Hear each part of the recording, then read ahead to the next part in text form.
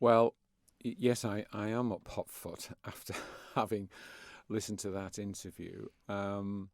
Frankly, Tim, I laughed when I listened to Jeff and Ray this morning posturing about the Isle of Man Bank in Peel.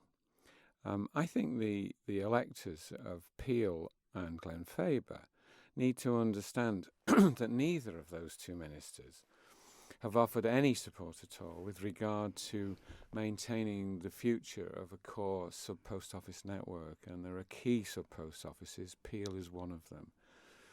Now, my Economic Policy Review Committee took a report a couple of months ago to Peel, as you might recall, talking about the strategic importance of post offices. And part of our submission was recognising the fact that we're losing banks at a fair rate of knots, and there needed to be something in communities to continue to provide those services, which Ray and Jeff, in this particular instance, are expressing concern about the loss of.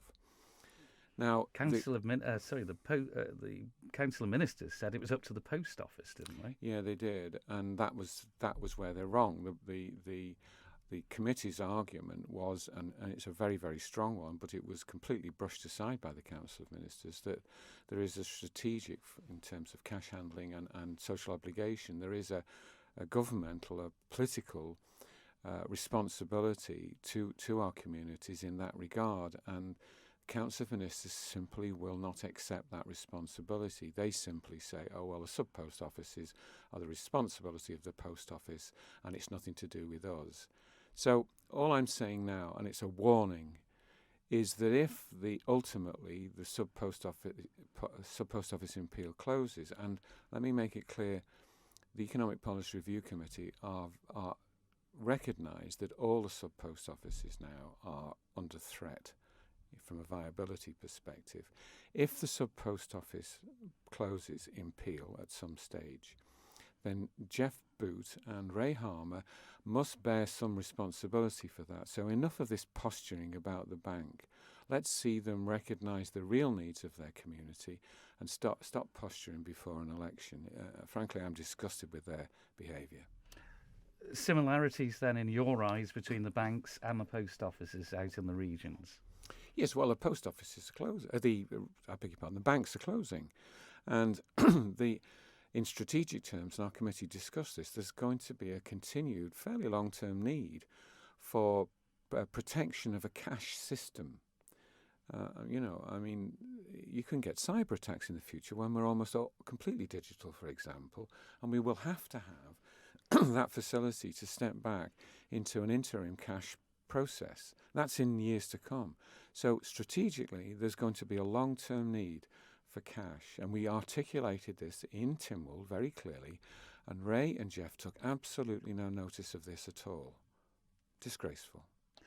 Do you accept that potentially we are moving inevitably towards a cashless society?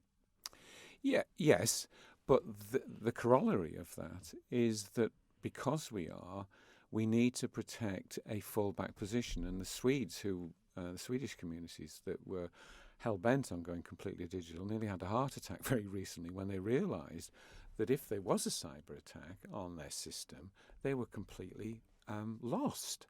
And they're backtracking now and saying, no, hang on, in strategic terms, we need to have the fundamentals of a cash handling system to keep going while we reassemble our digital services. Because, Tim, it can happen. I mean, it's if you like, I don't want to be too dramatic about this. It's a form of digital warfare, really, if it was so chosen to be. And it just, for 1 minute, just stop and think about a world that lost its digital credit transmission system and had no cash support system behind it. Chaos.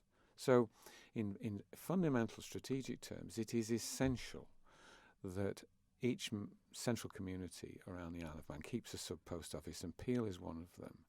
And yet Jeff and Ray have done nothing to support the continuation of that post office.